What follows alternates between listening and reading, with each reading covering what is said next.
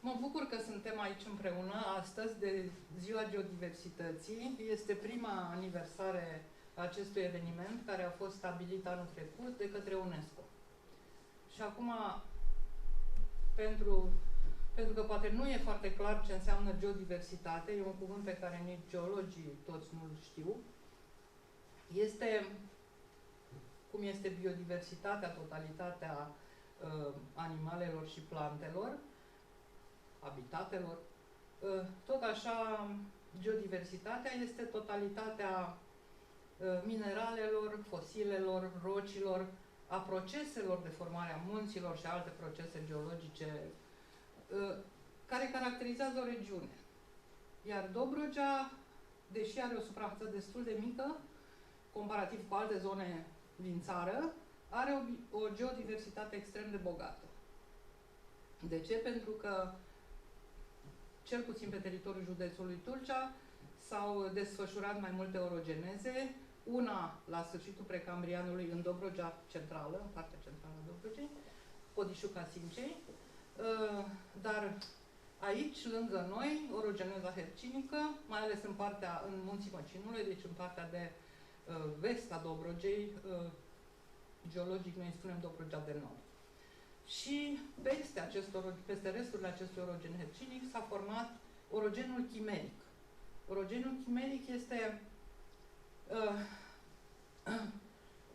un lanț de munți care în Europa există doar aici, în Dobrogea, și aflorează numai în Dobrogea de Nord.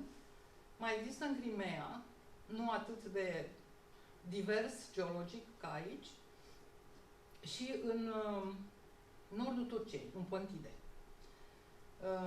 Și apropo de faptul că această zi a geodiversității o promovăm în cadrul proiectului sau inițiativei Geoparcul Dobrogea Chimerică, este foarte important, orogenul chimeric în Dobrogea de Nord este cel care și-a lăsat amprenta asupra reliefului, care, sigur, între timp a fost erodat. Ce mai avem aici? Mai avem depozite cretacic superioare și o să le vedem în expoziție, care sunt legate de formarea bazinului Mării Negre. Deci avem o istorie geologică foarte interesantă în Dobrogea, pe o suprafață destul de mică din țară. Expoziția este o expoziție de desene făcute de fosta mea colegă de la Muzeul de Geologie, Nicoleta Nițe, e geolog, dar este și foarte talentată la desen și este o expoziție care surprinde câteva momente din istoria geologică a Dobrogei, nu toate, și se referă la întreaga Dobroge. Probabil că o să o mai stimulăm să ne mai facă câteva care se referă chiar la ce avem în județul Tulcea. Și cea mai veche imagine, dacă vă uitați la panouri, o să constatați că cele mai multe sunt peisaje marine. Avem puține momente de exondare, momente când Dobrogea a fost continentală, dar avem mai multe decât unul singur pe care l-a ilustrat ea aici. Cele mai vechi urme de viață aici, în județul Tulcea, să zicem, s-au găsit la Carcaliu și în culmea Priopcei. Niște corali și un graptolit. Și acest panou ilustrează viața într-o mare în care erau colonii de graptoliți.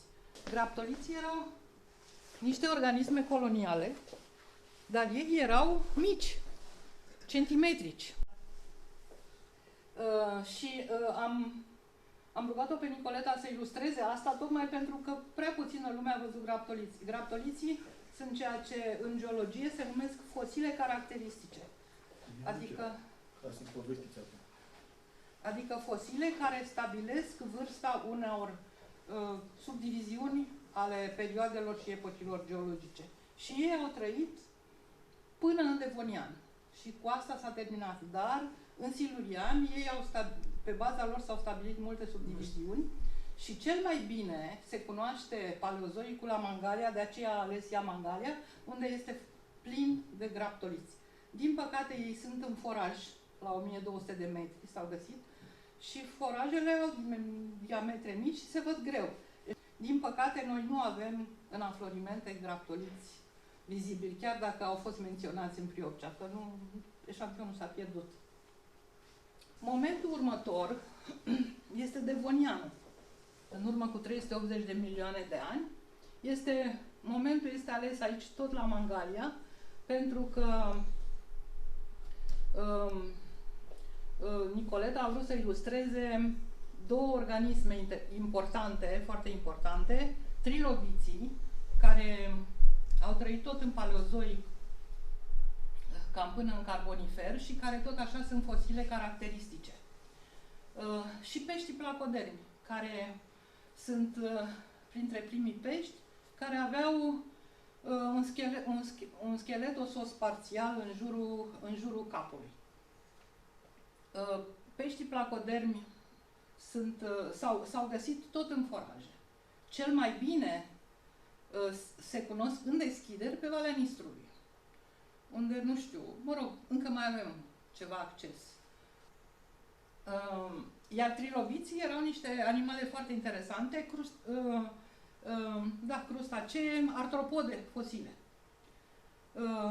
rude cu creveții, dacă veți. Cu creveții. Și se numesc așa pentru că aveau un corpul împărțit în trei în toate direcțiile. Aveau cap, torace și abdomen, aici delimitarea mea e foarte clară, și aveau tot așa, trei părți și pe lateral. Și pentru că sunt fosile caracteristice și se găsesc din abundență, mai ales în Maroc, se comercializează. La noi, în Dobrogea de Nord, s-au găsit resturi de trilobiți în dealurile Bujoare, care este un punct fosilifer. În dealurile Bujoare nu avem pești placoderi, avem niște organisme asemănătoare cu scoicile care se numesc brachiopode. Și probabil că o să cerem să ni se facă o ilustrație specială cu viața de la Bujoare, din dealurile Bujoare. Un alt moment, spre sfârșitul orogenezei hercinice. Deci să avem lanțul muntos s-a ridicat în cea mai mare parte și avem un vulcanism legat de sfârșitul acestei orogeneze. Avem un vulcanism exploziv, un vulcanism asemănător cu erupția Vezuviului care a distrus Pompei și Herculaneum. Deci erupție pliniană se numește, care propulsează în atmosferă o coloană de erupție foarte înaltă și care se răspândește pe orizontală, cum sunt coroanele pinilor de la Roma. Între timp, datorită greutății, această coloană colapsează și începe să alunece pe pantele vulcanului cu viteză foarte mare și să distrugă tot ce este în jur. La noi s-a găsit un singur rest de plantă pentru această formațiune continentală, care are o largă dezvoltare în Dobrogea de Nord și este foarte renumită între geologi, se numește formațiunea de Carapelit, o formațiune continentală, în general, formată din depozite fluviatile. Și peste aceste depozite fluviatile, la un moment dat, s-au depus ignimbrite riolitice, se numesc rocile, care sunt produsele norilor arzători rezultați din erupțiile de tip linian. La noi s-a găsit doar o urmă de plantă, dar s-a pierdut în timpul celui de-al doilea război mondial, cred. Dar 3 geologi au identificat-o diferit. Un fel de calamaria, calamites, felul în care a fost identificată indică diverse vârste, dar noi știm că vulcanismul este permian pe alte criterii geologice. Și acum ajungem din nou la o mare, Marea Triasică. Este vorba de începuturile evenimentelor care au condus la noua orogeneză, noul lanț de munți, munții Chimerici. În Triasic, la Agighiol, unde avem rezervația fosiliferă din dealul Pietros, au trăit fosile de amonoidee, care se numesc ceratiți. Ei sunt niște moluște, cefalopode se numesc, care avea o cochilie care se fosilizează foarte bine, iar animalul trăia de obicei în ultima cameră. Pe măsură ce creștea animalul, își mai construia câte o cameră și avea tentacule cu care își prindea prada. Deci amoniții amonoidele erau animale prădătoare care trăiau în coloana de apă și înnotau în căutarea prăzii. Pe lângă amoniți mai existau niște cefalopode drepte, ortoconice. Avem acolo niște eșantioane, nu de aici, de la Gibiol, dar niște eșantioane de astfel de cefalopode.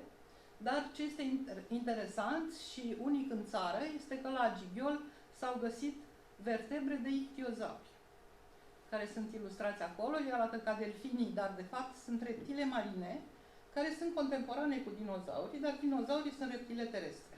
Ictiozaurii, din păcate, încă nu au fost determinați. Ei se cunosc de peste 100 de ani, primele 3 vertebre, și ele sunt în colecția laboratorului de paleontologie din Iași.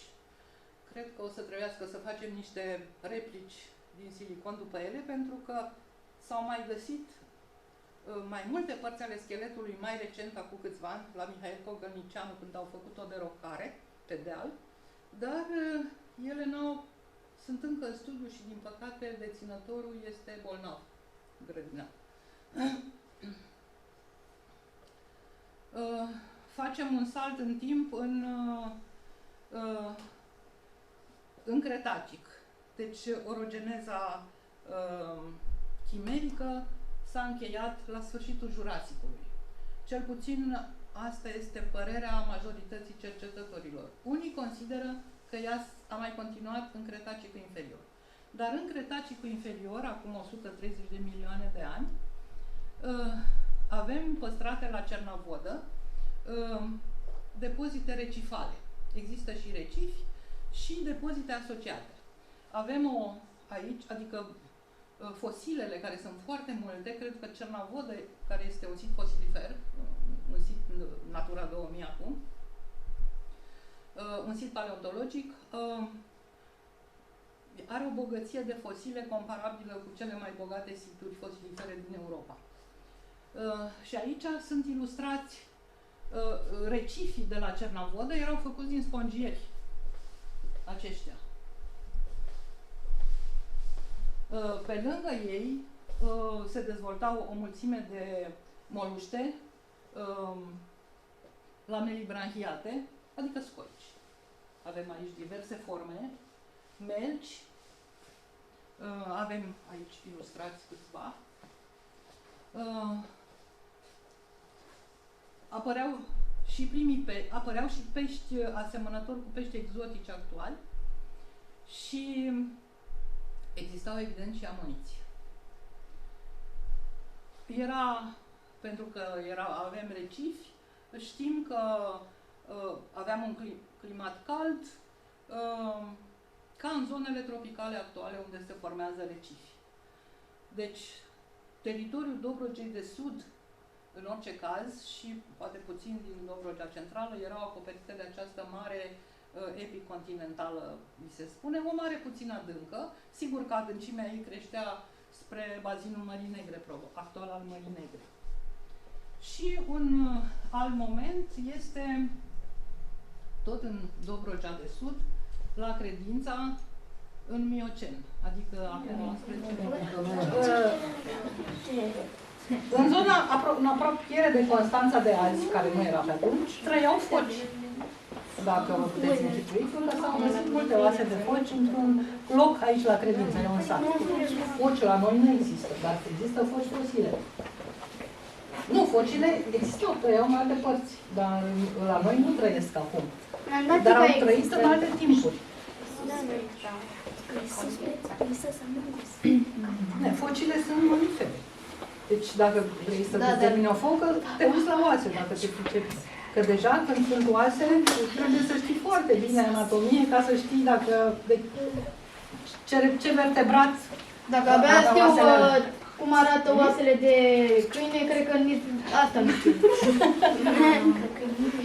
Da, și acolo aveți niște pești păstrați în sedimente. Da. În greși. Deci peștii nu se mai păstrează ca un amonit, care, un amonit e întreg. Din pește recunosc după schelet. Sau fragmente de schelet. Și ultimele șantioane de acolo sunt cu insecte fosile. Nu sunt de la. Aceste ce? Nu. Acolo sunt insecte.